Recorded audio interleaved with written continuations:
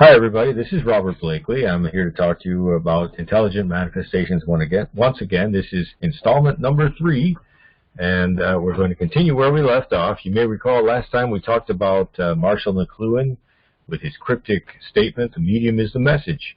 And we related that somehow to mediumship. Of course, Marshall McLuhan was talking about mediums like print, talking about newspapers, books, film, television, and how the selection of the medium had an effect on the message being presented, on the content of the message, the emphasis on different elements of a message.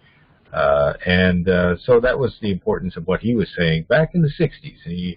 There was a flurry of interest in that back then. And so I sort of jump-started a look into how mediumship is perhaps related to this statement. The fact that the choice of a medium in terms of somebody who is transmitting a message from a spirit, or a medium who is helping a spirit, helping an incarnate person in some way. The choice of the medium is very important in terms of how that person is helped, how the spirit is helped. And there were a couple of examples we went over from in the realm of mediumship, where we talked about 2 different kinds of mediumship. We talked about conscious trance mediumship and unconscious trance mediumship. So those are 2 things we talked about. For instance, the example from that book of conscious trance mediumship, we talked about Eugenia, a medium who made use of her superior intellect to help a spirit who was mentally impaired. This spirit had died he had turned on the gas in his home and fell asleep. So he forgot to light it, and he was killed, and the process of his death damaged his brain and damaged his paraspiritual brain, and so he had difficulty formulating thoughts, even remembering how he died. So this was the use of an intellect, a spirit who had a superior intellect, it's not a spirit, a medium, sorry, who was able to help this spirit to focus his thoughts and remember important aspects of his death and the consequences of that death. So that was the appropriate spirit for that person. And then, for that spirit, the appropriate medium for that spirit. And then we have Selena, the example of unconscious trance from the same book. So this is unconscious trance. And Selena had a series of lives in which she had moral victories, so that she was morally superior, and she was the perfect choice to help a spirit who was morally deficient. This spirit had a very strong brain, very sharp, very intact intelligence, but the moral aspect, the moral growth of that spirit was seriously lacking. So the use of a morally transcendent, superior intellect on the part of Selena was helpful. So Selena basically embraced this spirit like a mother, held him in place, and forced him to listen to helpful advice, and lead him and led him eventually to the ability to be able to be helped. So you can see that that was the appropriate spirit for that one. So that's what we talked about last time. Now we're going to move on. We're going to talk about psychography, and particularly that of Chico Xavier, otherwise known as Francisco Candido Xavier, but affectionately called Chico. Was recognized throughout the world as the greatest psychographic medium of the 20th century, perhaps of all time. And so psychographic books, which he wrote very, very many of them, we'll look into that later, psychographic books fulfill the other main goal of Spiritism, which is to disseminate higher knowledge from the spirit world. So let's look at that. And one moment. So main goals of Spiritism, just go over that again. Main goals of mediumship and Spiritism: to disseminate higher knowledge from the spiritual plane, to give charitable aid to both incarnates and discarnates. So for mediums, they're doubly important, as they are the conduits of knowledge, of higher knowledge from higher worlds.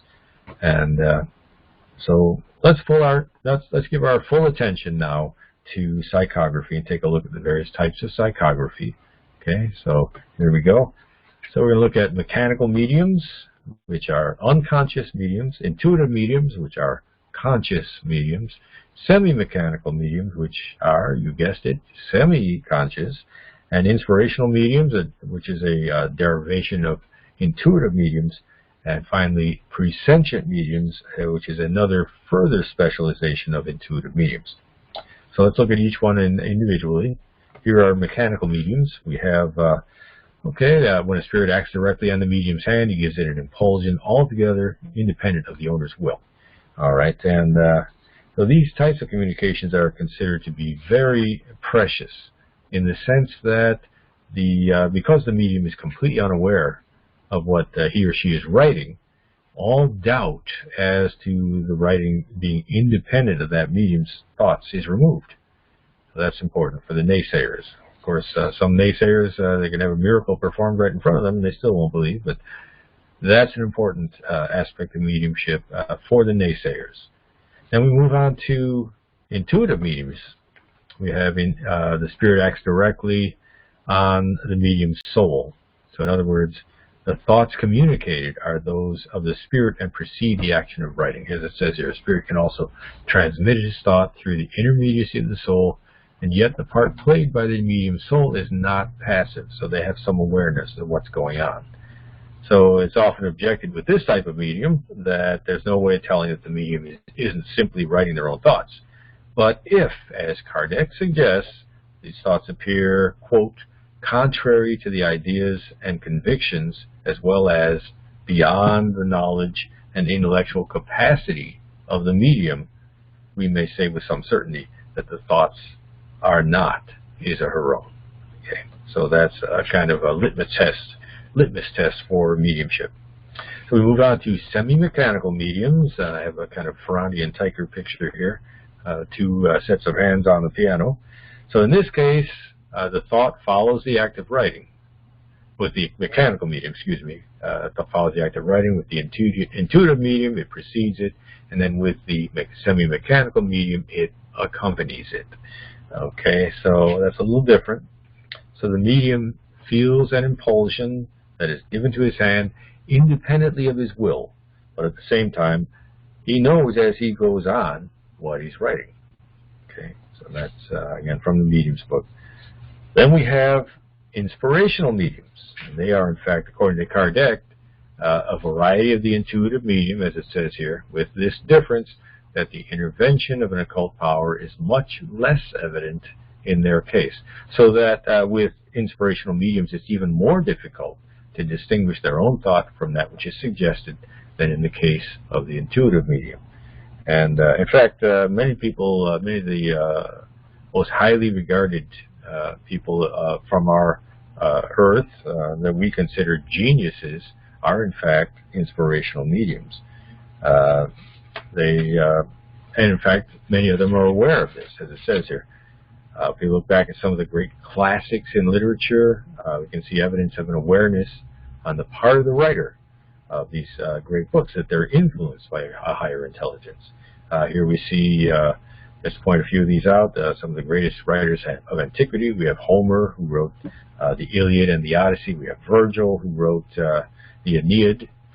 And also here we have depicted Dante Alighieri, who wrote the Divine Comedy, and finally John Milton, who wrote Paradise Lost. And all of these appealed openly, and it's right in there in the writing, appealed to a higher source for inspiration. And now we can get an example of this here. This is from Homer, where he says, "Sing, goddess, the anger of Peleus' son Achilles, and its devastation which put pains thousandfold upon the Achaeans, hurled in their multitudes to the house of Hades."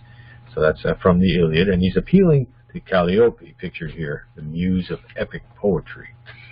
And so this is a request, asking for aid, asking for inspiration to tell the story in the best way possible, the most inspiring method possible. So, and we find all these similar appeals throughout the great classics of literature, asking for inspiration as they attempt to tell this story.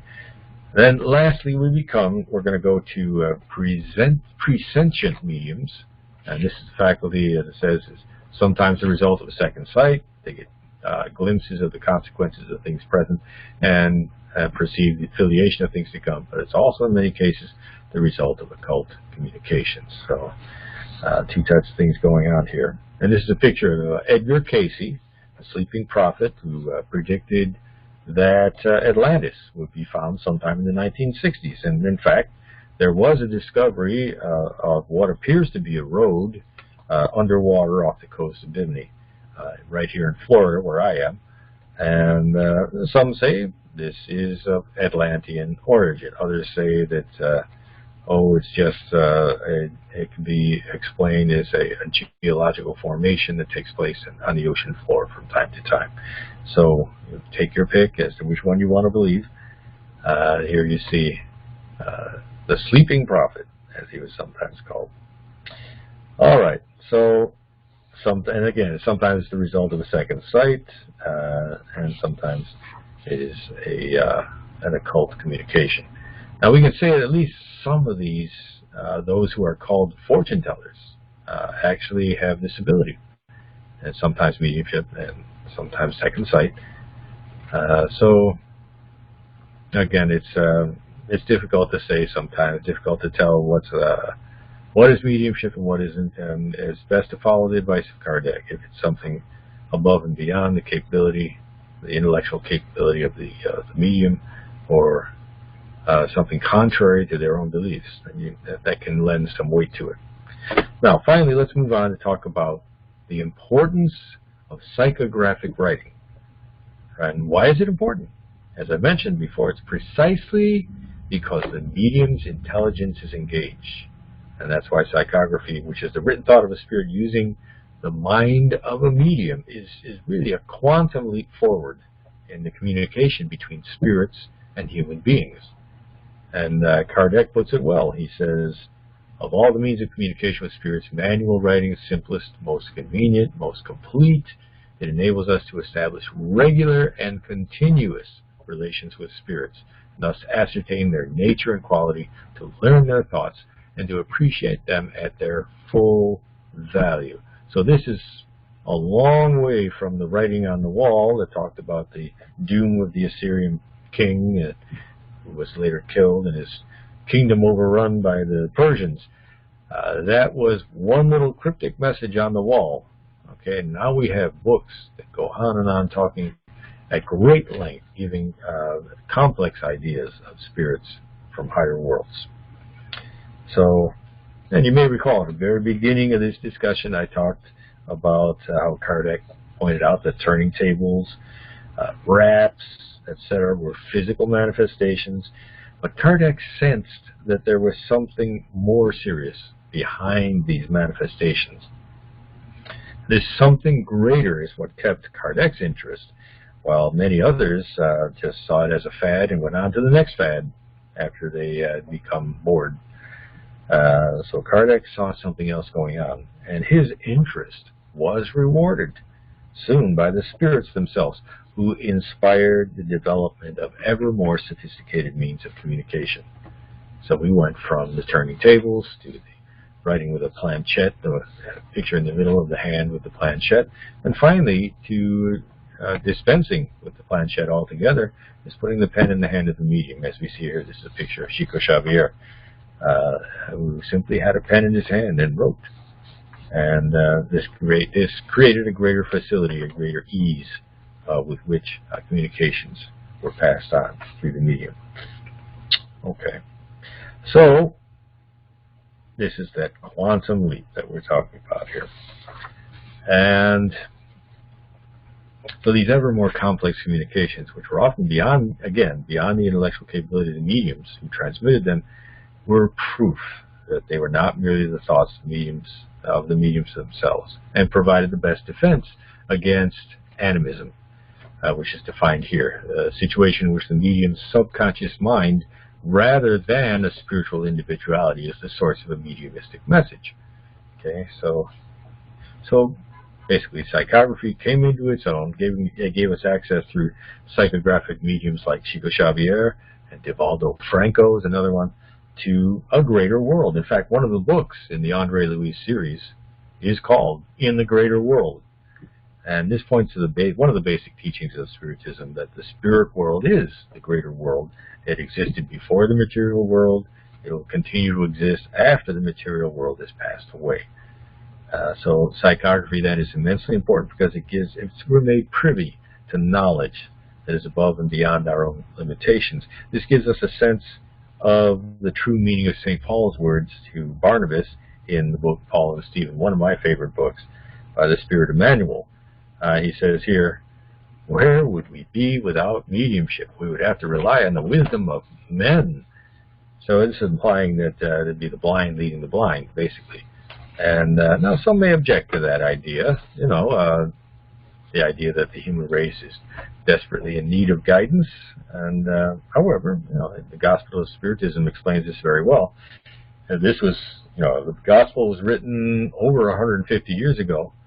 And there we're told that the human race on earth is only a small portion of the whole of humanity, and that humanity exists beyond the confines of the earth. And further, that we're not representative of the whole of humanity, in much the same way that people in hospitals and prisons are not representative of the total population living in a city.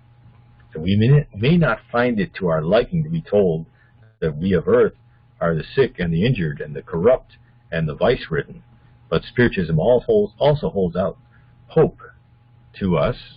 It tells us, just as sick people leave the hospital when they're cured, and inmates who have served their sentences leave prison, the spirits of men and women on earth will also leave Earth's environment and go on to happier realms once they've rid themselves of their moral frailties. So it gives us hope.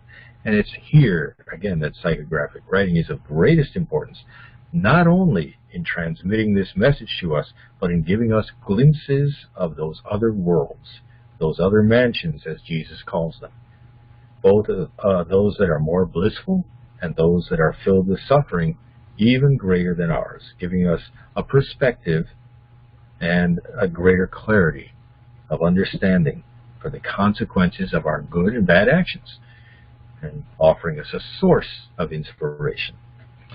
Okay, so I'm going to end there, and I have one more installment, discussion number 4 for intelligent manifestations, and I'll be going into the books of Chico Xavier.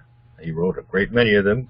Just the number of books alone is itself a proof of his mediumship, and I'll be talking about aspects of mediumship that should be encouraged, aspects that should be discouraged, the pitfalls that one could fall into to be avoided, and the things that a medium should aspire to. So we'll be getting into all of that as a final installment. I look forward to talking to you again, and I thank you for listening today, and you have a great day.